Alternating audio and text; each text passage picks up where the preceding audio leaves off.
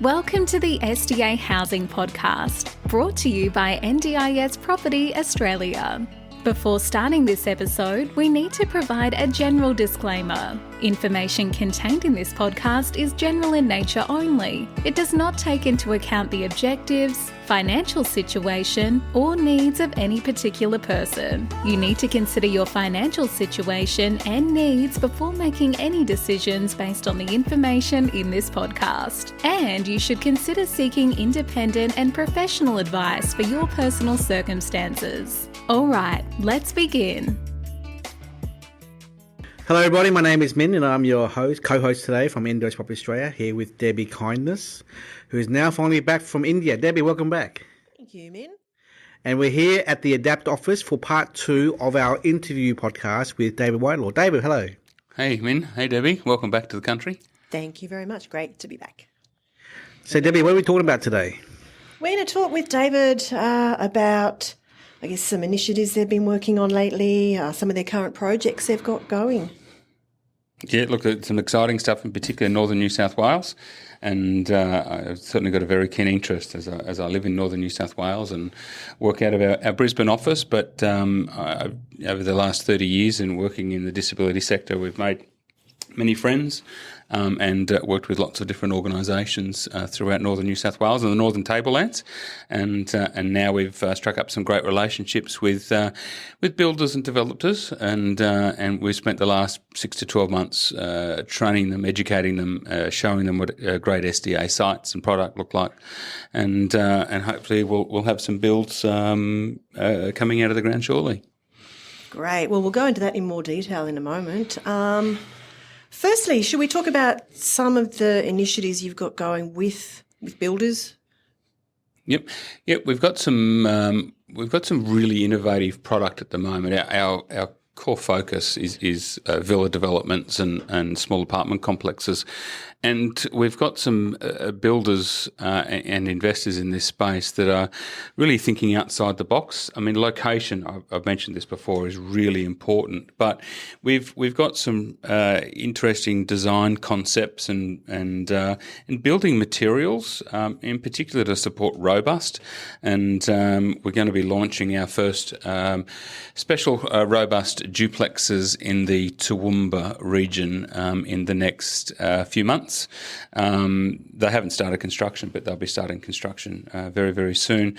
Excited that we're actually working with some builders who have built a lot of SDA before in Queensland, New South Wales and Victoria, and we've just struck up a great relationship with these guys, and they're exploring some new building materials to support participants with robust in their plan. Oh, tell us a bit more about that.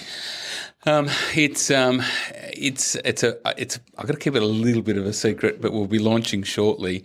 But some of the stuff will be built in a factory and will be delivered on site. So getting that product out quickly to support participants who are in a bit of turmoil at the moment, who are looking for robust builds in regional locations. However, our first one has started, and we hope to have some pictures and some walkthroughs and some marketing material to show the world that we understand robust, we understand the complexities of participants' needs, and what's required to make a really good robust. So David, our experience going across Australia has been, and you'll probably agree to this, and that is many of the robust participants cannot share with many or any others. So I think the statistic was given to me by someone else was 80% of participants in robust cannot share with anyone else. 20% should be able to. So there's an 80-20 mix there. Do you agree with that kind of breakdown number there? Yeah, absolutely. I've as a teacher and worked in what we call tutorial centres, special schools with a focus on behaviour support. I understand, the participants' needs, and even participants who have shared funding, the feedback from their support team is to say that they can't share, whether it be noise, whether it be be behaviour, just proximity to different locations that causes the issue. Even participants, as I said, who have shared funding, the feedback is that they do need their own space. We also tried to design some builds, some robust houses that had separation between both bedrooms, and we've got a couple under construction at the moment that I think will be really positive. But at the moment, our focus is supporting participants who want to live and need to live independently to cater for those specific behavioural needs. So your discussions with all the larger organisations around Australia, in Victoria and New South Wales, are they coming to you asking for more support towards the robust category? Yep. You can't underestimate what location does, though, for a robust participant. We can come up with a little villa development, whether it be a duplex or whether it be a triplex or a small a couple of villas in a larger villa development, but location is so important. It does need to be a little bit isolated, but still needs to be in good locations. And it's hard for me to say, but residential fatigue is a real thing, and it's not just about the neighbours, but it's supporting the participant. We don't want participants to be inundated with additional road noise or neighbourhood noise or anything like that. Great, David. What about moving on, initiatives that you've got going with providers you're working with? Yeah, our system very much supports all support providers. We're not attached to just one, and so when we've identified a location, we've got probably collaboration agreements with maybe 50 plus support providers, and we value the larger organisations with a national presence, but we also value the startup guys who are trying to get into this space and to look for the environment that supports participants that they've been supporting for quite a while. So we tend to work with all organisations, and if they come to us and said that they have a need for somewhere, we'll try and put the bill together. However, what we tend to do is to show everyone where a build is, and we start looking at organisations that are delivering supports in that area that do need some SDA product.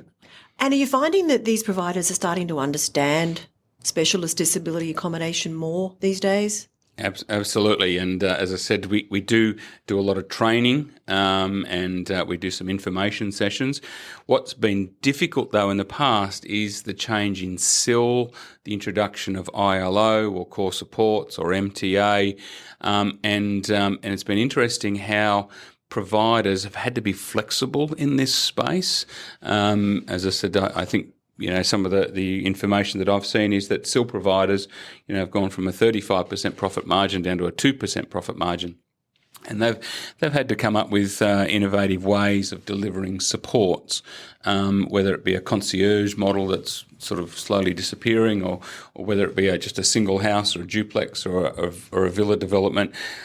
Support providers had to be flexible to really come up with a roster of care that, one, provides support for participants, and two, that they're not losing a substantial amount of money when they're delivering those supports.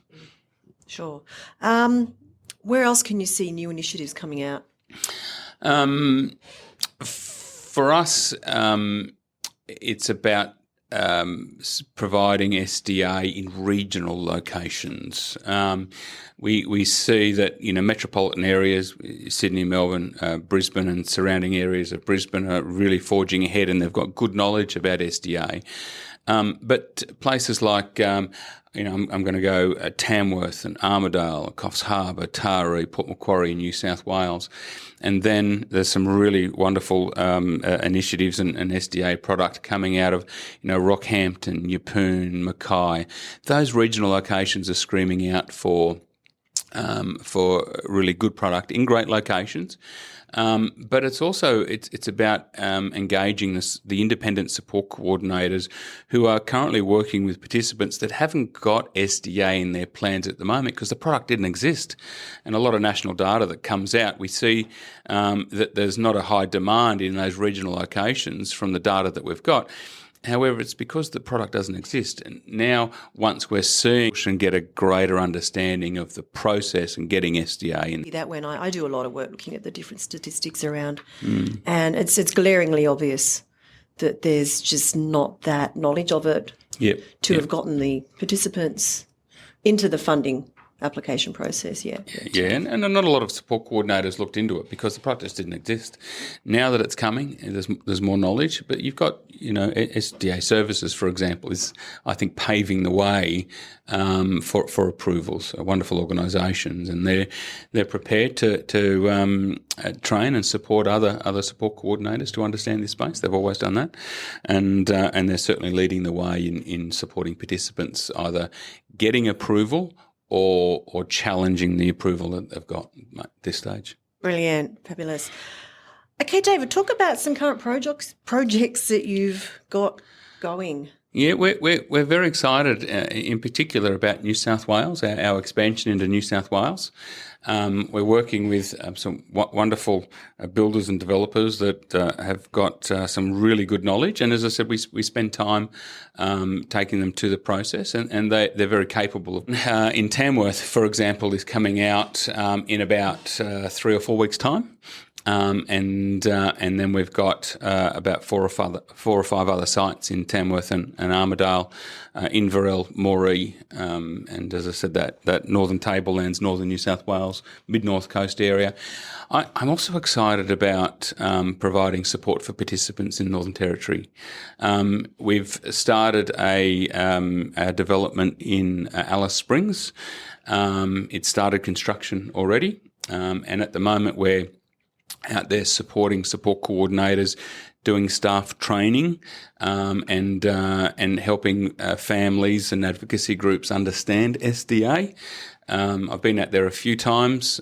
We work with some wonderful developers, and we're working with some organisations, one in particular, it's a national organisation around the Territory. And we've also got a few builds in Darwin and looking at sites in Katherine and Tennant Creek as well.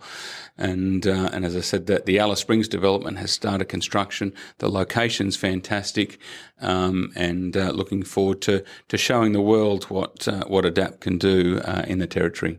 That is amazing. I don't think there's much else going on in the Territory, so this must be you're one of the very few. Yeah, we like to think we're paving the way, and we've been very supported by some investors that actually live out there, which is good, and so they know the community and are respected in the community. And we've also, in establishing that relationship, we've also established some other relationships with community groups. And as I said, we spend time doing training sessions and running seminars and just telling people the advantages of SDA. Let's move back into Queensland where we are. Obviously, we know that there are regional areas like Toowoomba and Townsville that we've been pretty active building there for the last year or two now. You've got other areas like Rockhampton, I believe. Yep. We've got a Rocky project. We've got a collaboration agreement with Lieben Homes. They're a wonderful organisation that have quite a fair few sites throughout Queensland to start with, and they're putting some projects together. We've got an open day with them on the 9th of December in Rockhampton, and again we take the opportunity to run some sessions with support coordinators, with families, and anyone that's interested in SDA. We've also working closely with Queensland Health and some organisations up there to support participants moving out of hospitals and aged care facilities into some of our developments. Got a ballpark figure of the number of dwelling places that you've sort of got under development at the moment? No, we've got different phases. We've got some active projects. We've got projects that are under construction. We've also got projects that are still in the design stage, but they're engaged to us.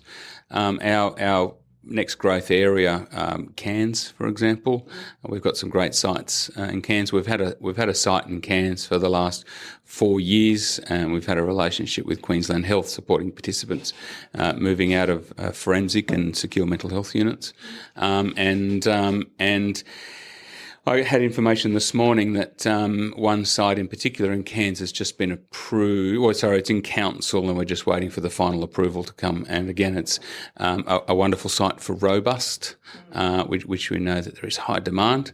But there's also going to be some other accessible villas also built in that Cairns area as well. Brilliant.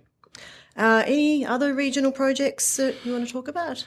No, I think we've covered it. We still value great locations in Logan, for example. There are some robust developments coming through the Logan, Ipswich, Toowoomba, and also Caboolture as well. We know that there are plenty of builds in Caboolture.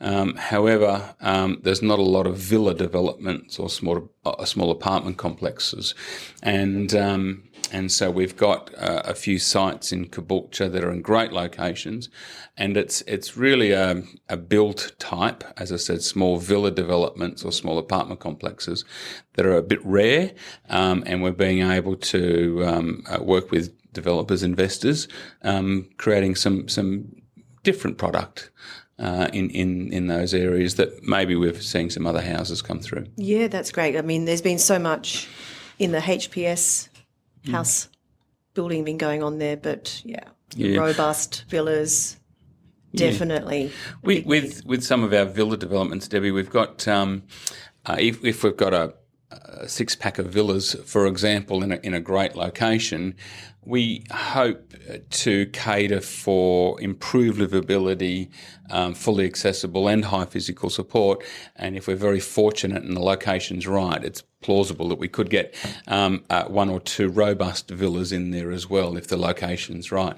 But certainly being able to support the other design categories like improved livability and fully accessible are important for us. They're very important. For sure.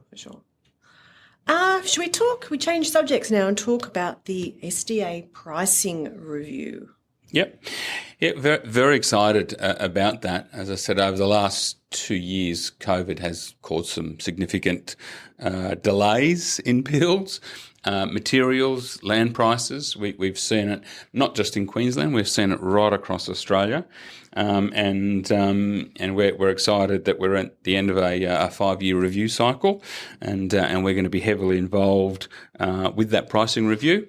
We've already been invited onto that team or to various teams to be able to provide some data, information. It's valuable information that we see from investors, developers, but we also see it from participants, support organisations and advocacy groups, and we'll continue to work with those guys, and hopefully we can get that message across that SDA is important.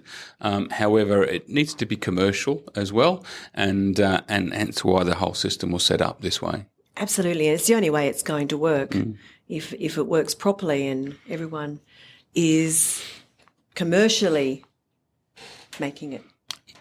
Otherwise, there's no point. No, absolutely. As I said, it's important that we support participants, but the way that it works is that we've got lots of developers and investors, and they need to be confident about the process. They need to be confident that NDIS is going to be around for a long time, which of course it is. And having that confidence, we'll start to see great locations. We'll start to see a bit more flexibility in the market, and we'll start to see a bit more confidence as well. Which is what's needed, because the prices at the moment are not catering to that move into areas where the need really is. It's absolutely, especially when we're talking about really good locations, Brisbane South, Brisbane North. I think there's going to be a bit of work done in the future for location factors as well.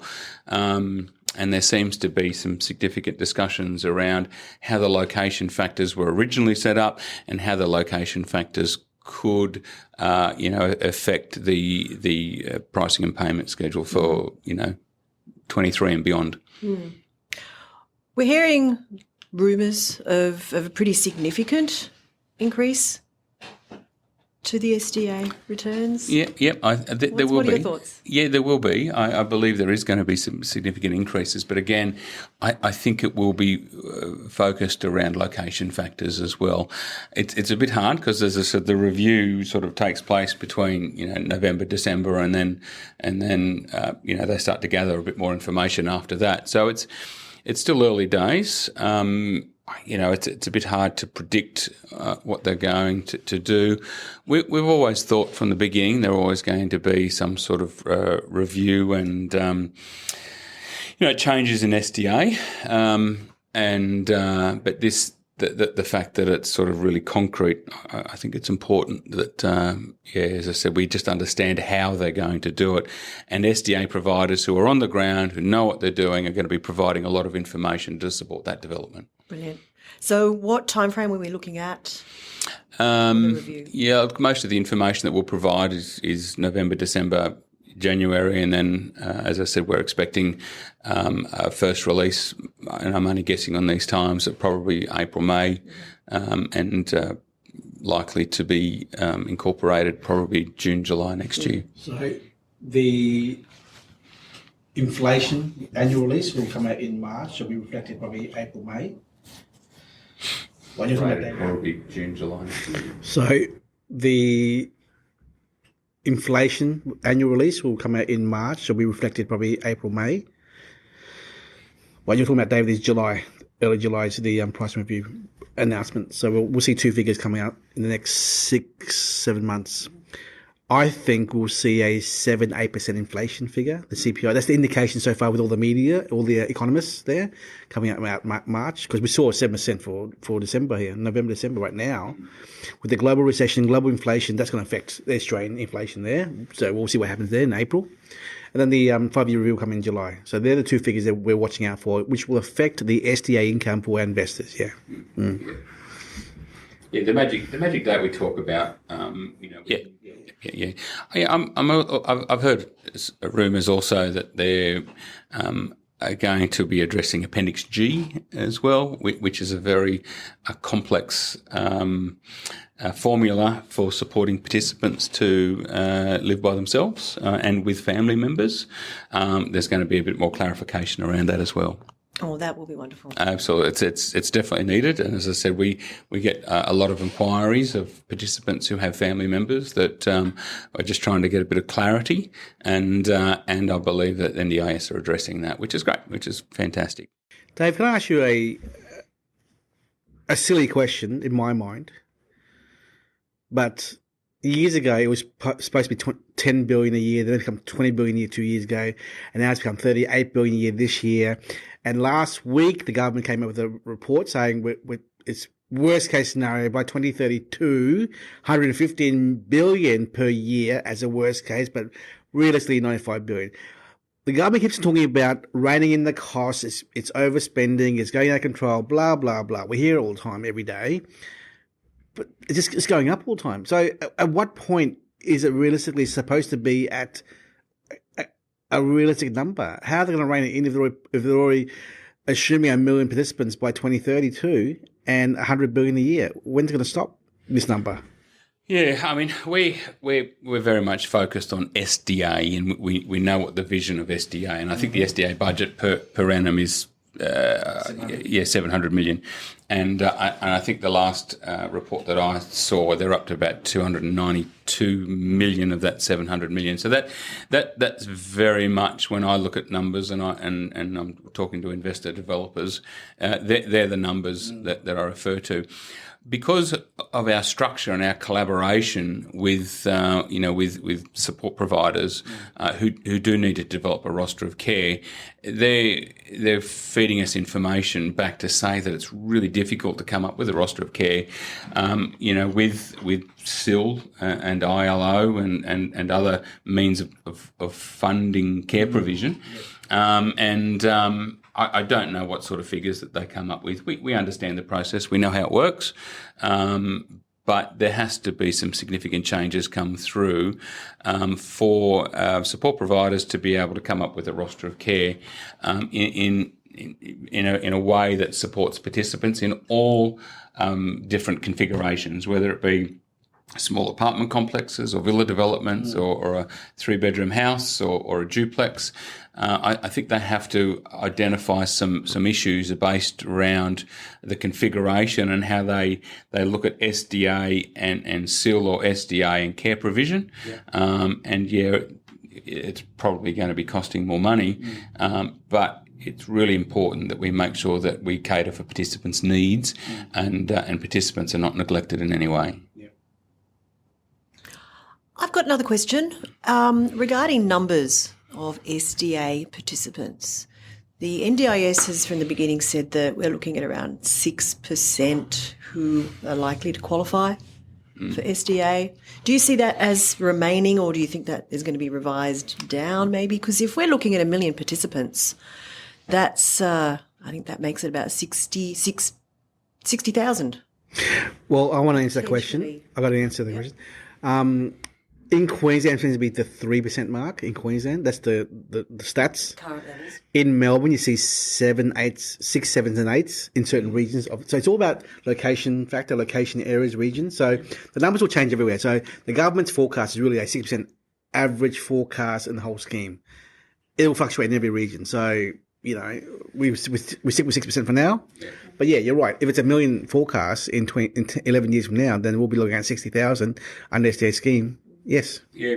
What I find difficult in this space at the moment, and I saw a report that was given to me in October 22, so it's only last month, is one of the key figures that came up is that I think the NDIS said that they are supporting over 19,000 participants with SDA in their package. Yes. And so that sort of figure, you look at that, and as I said, the scheme was set up to cater for 6% of the population. 460,000 people are on the NDIS in Australia, 6%, so it works out to be about 28,000 people. I do remember seeing a report in 2017 to say that it's not likely to be 28, it's more like 60,000. However, it's still unknown, and as I said, I use that information sometimes. Because what we are seeing is participants who are living with elderly mums and dads, and I don't think that was factored in. ASD, I don't think was factored in as well. However, when we look at that 19,000 participants who were supported by SDA, it's true. However, some participants were grandfathered across, some participants are in legacy stock, some participants who are SDA approved have new build approval as well. And we're starting to see, which is exciting, people who are in older, 1960s and 70s, starting to see new builds come through, and they're taking the opportunity to apply for new build SDA to get a forever home, and so it's just trying to determine the numbers between existing build pricing, legacy stock, and new build pricing is pretty difficult to be able to do. It's a tough one. I think we'll definitely see more of a hybrid dwellings come out in the next 10, 15 years, because half of the 555,000 in the NDS right now are children under 18, right? Yeah. So they're still young. So as they grow up and get older, those parents are going to have their generational wealth, their wealth of their family of properties and assets, right? Which they don't want to put their kids into a share home, group home. They'll do their own design, family homes designed properly for their adult child, which is disabled in a certain way. Yep. So you'll see more of a hybrid design in the future, I think, in the next 10 years coming out, as parents see all their children come out as adults, as disabled adults too, by the way. So that factor is also an issue to consider the next 10 years. Yeah. Children's services is certainly big, and we do work with some organisations and looking at transitioning guys from high schools into SDA, but also you've got child services and supporting those participants. You're right, Min, going through the SDA process and being able to, when they turn 18, being able to have some future homes to go into, that can again support their, whether it's behaviour, whether it's medical, whether it's physical needs.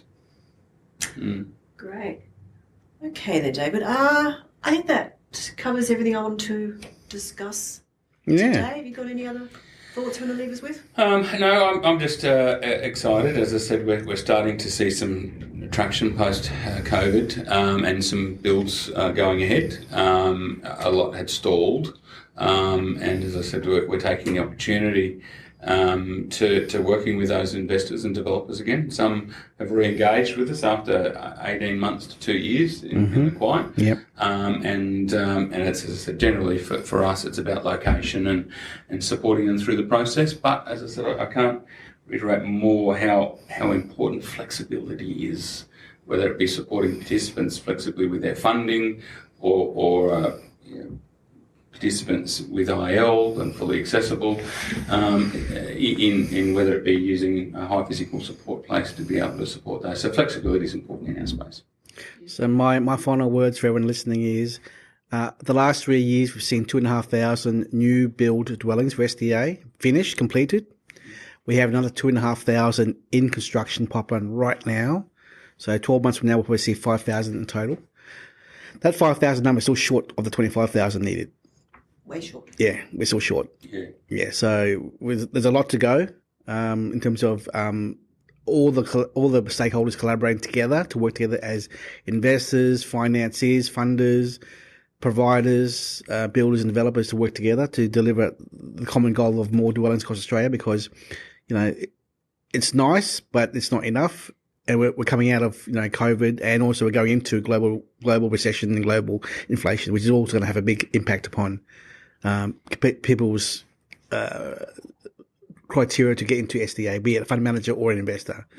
So just keep an open mind, and we work towards a common goal here, everyone. And I like the fact that NDIS Property Australia understands the importance of location, understand the importance of configuration, understand the importance of different build types. I think it's important as well, and hence why we like working closely with you guys. We one thing I've noticed in Western Australia, the West Coast, is they don't really understand because they're so new to it. It's all new to them. It's one of the last states. Yeah, so I really saw the lack of experience and understanding of SDA over there because they haven't built enough. That's the truth. You can only learn from doing. So they kept on saying to us that they need more experienced presenters and education from the East Coast who have so much experience with construction development to bring that knowledge over to the West Coast. So we're doing our best to fly over to Western Australia a lot these days, and also Tasmania next week as well. In Western Australia, like most states, some large regional towns with high population, lots of amenities, lots of great transport as well. So they're going to be the key factors in supporting participants moving into forever homes. Yep. Great. Okay, I think that wraps up today's episode. Thank you, David. So, thank you, David. Thanks for the opportunity. Talk soon. Bye-bye. Okay, bye-bye. We hope you enjoyed this episode. Please make sure you are subscribed and following us so you can keep in the loop with all of our upcoming episodes. We would really appreciate it if you could leave us a 5-star rating, a written review, and to share this podcast with those that could benefit. Until next time, catch you on the next episode.